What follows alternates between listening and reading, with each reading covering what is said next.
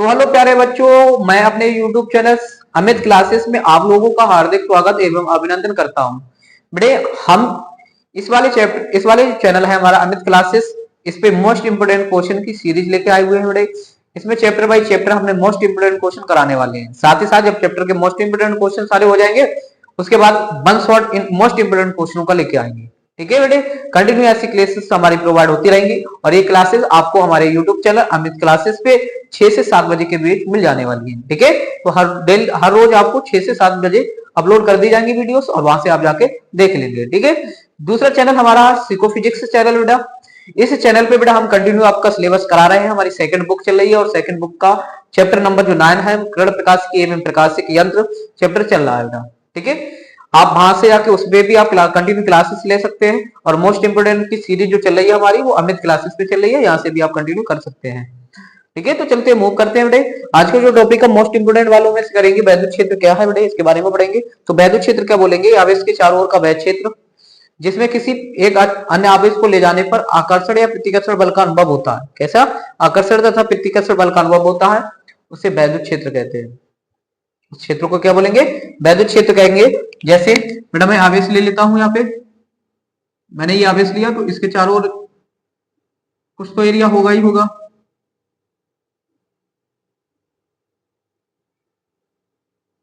इसमें मैं इस आवेश को लेके गया, तो जब मैं इस आवेश को लेके जाऊंगा इस आवेश के पास में, तो कुछ आकर्षण या प्रतिकर्षण बल का अनुभव होगा। आकर्षण या प्रतिकर्षण, आकर्षण या प्रतिकर्षण बल का अनुभव होता है, अनुभव होता है। तो जितने एरिया में इस बल का अनुभव होगा, आकर्षण प्रतिकर्षण बल का, उसी को क्या बोलेंगे बेटे, वैद्युत क्षेत्र बोलेंगे। डेफिनेशन लिखेंगे, किसी, अरे चल जा भैया मारकर,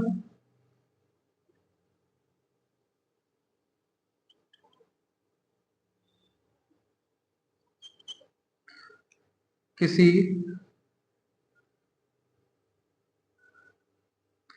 आवेश के चारों ओर का वह क्षेत्र, आवेश के चारों ओर का, चारों ओर का वह क्षेत्र, वह क्षेत्र, वह क्षेत्र, किसी आवेश के चारों ओर का वह क्षेत्र जिसमें किसी अन्य आवेश को, अन्य आवेश को, अन्य आवेश को ले जाने पर, ले जाने पर आकर्षण या प्रतिकर्षण, आकर्षण या प्रतिकर्षण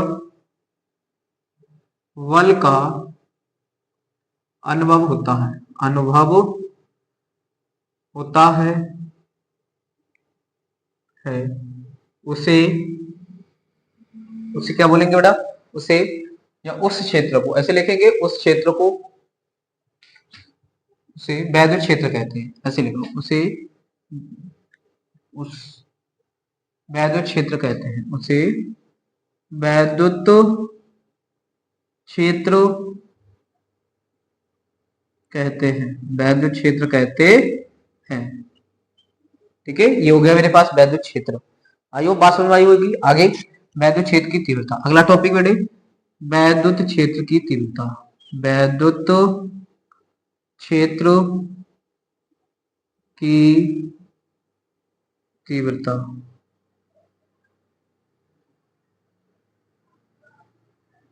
वैद्युत क्षेत्र की तीव्रता, ठीक है। तो वैद्युत क्षेत्र की जो तीव्रता है, इस वैद्युत क्षेत्र की तीव्रता के बारे में पढ़ते हैं। क्या है ये वैद्युत क्षेत्र की तीव्रता?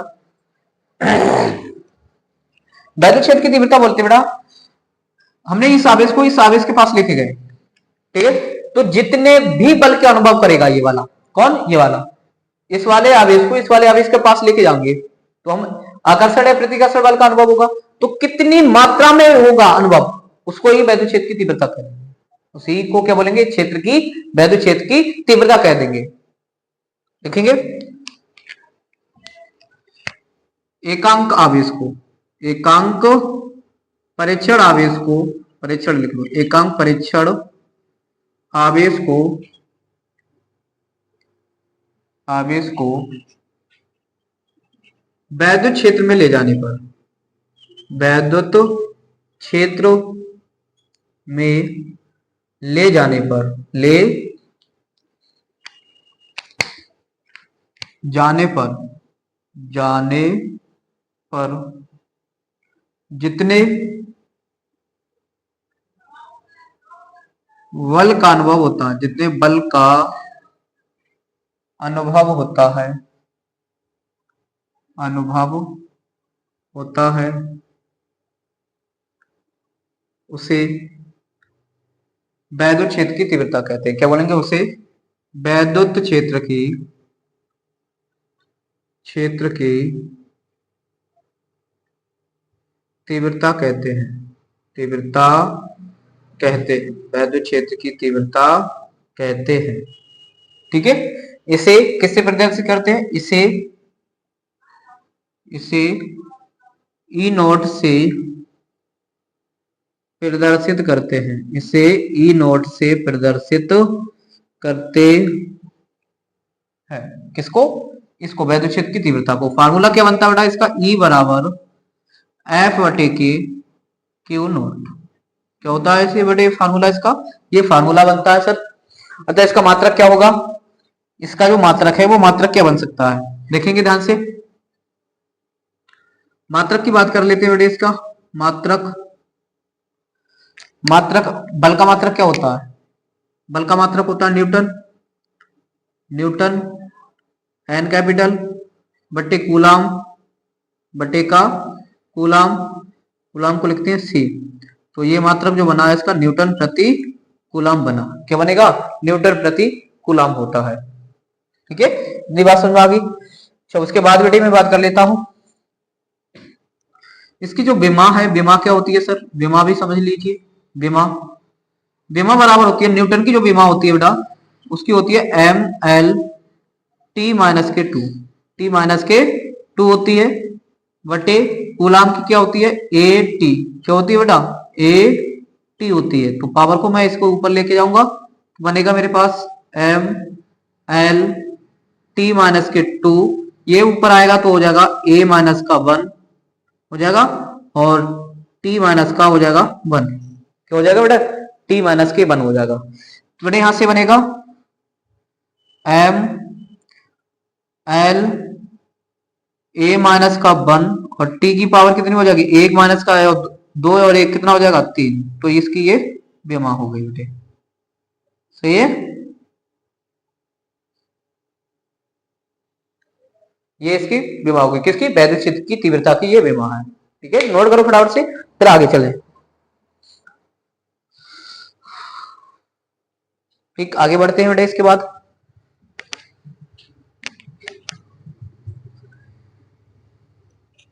जब तक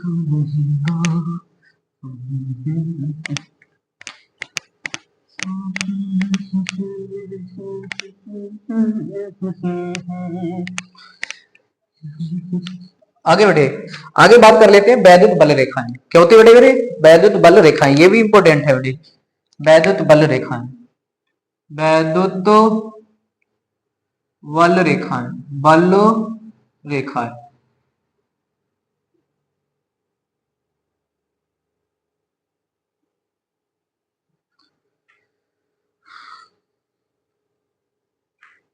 ठीक है, तो नंबर एक लिखेंगे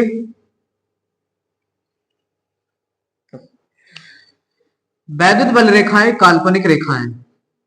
ऐसे बोलो, यह रेखाएं, यह रेखाएं, यह रेखाएं काल्पनिक रेखाएं, ये रेखाएं काल्पनिक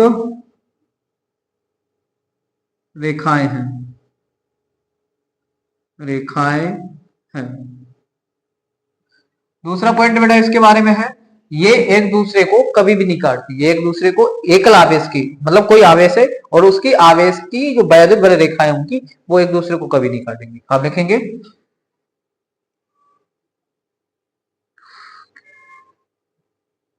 एकल आवेश की वैद्युत बल रेखाएं, वैद्युत बल रेखाएं, बल रेखाएं एक दूसरे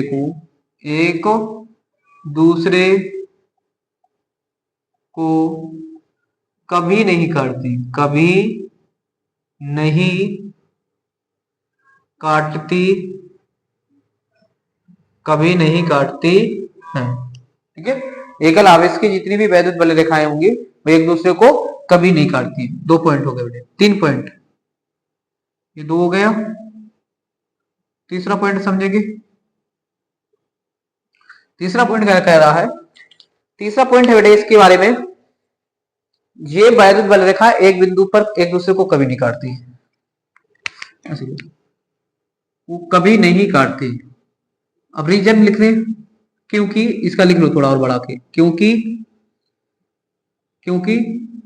यदि यह एक बिंदु पर काटती है, एक बिंदु पर काटती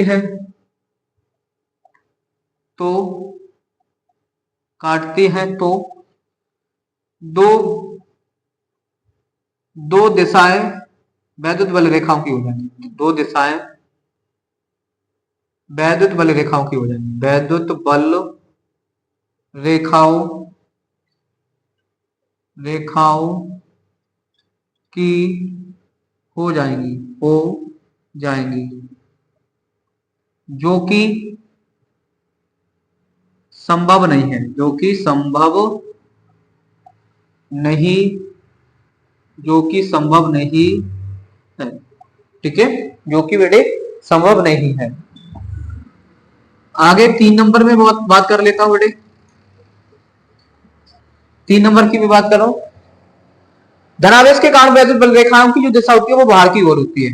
कैसे बोलेंगे, धनावेश के कारण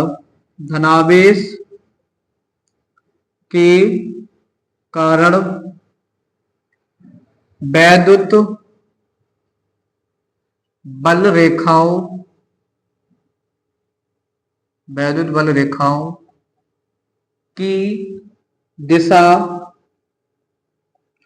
बाहर की ओर होती है, बाहर की ओर होती है, बाहर की ओर होती है। कैसे सर, देखो मैं समझाता हूं बेटे।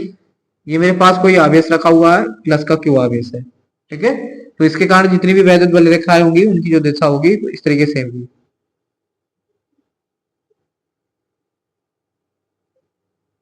इधर भी ऐसी निकलती होंगी,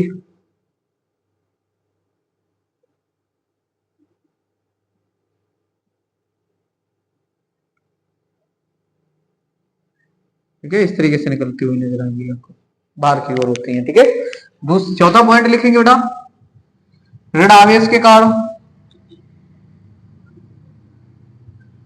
ऋण आवेश के कारण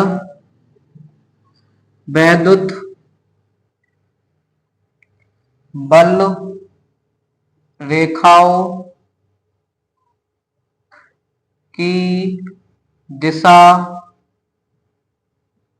अंदर की ओर होती है, अंदर की ओर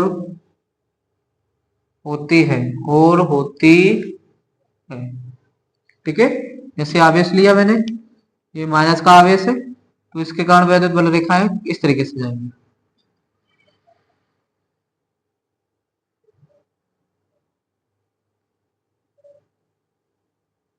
इस तरीके से दिशा होती है इनकी। ठीक है, तो ये होगी वैद्युत बल रेखाओं, क्या होती है बेटा, उनके गुण जो है वो गुण है, वैद्युत बल रेखाओं के गुण। ठीक है, ये गुण होते हैं वैद्युत बल रेखाओं के अंदर और ये इंपोर्टेंट होते हैं बेटे। आप बता ही चुके हैं पहले से, आपको मोस्ट इंपोर्टेंट करा ही रहे हैं आपको, मोस्ट इंपोर्टेंट और इंपोर्टेंट। बेटा ये स्क्रीनशॉट ले ली, बराबर से ले लिया, आगे चलते हैं बेटे विस्तार से। मेरे लाडलो, ध्यान से समझते चल रहे होगे आप लोग। अगर कहीं पे अगर नहीं समझ में आता है तो वीडियो को आप पीछे ले जाएं और फिर से देख के आए, ठीक है।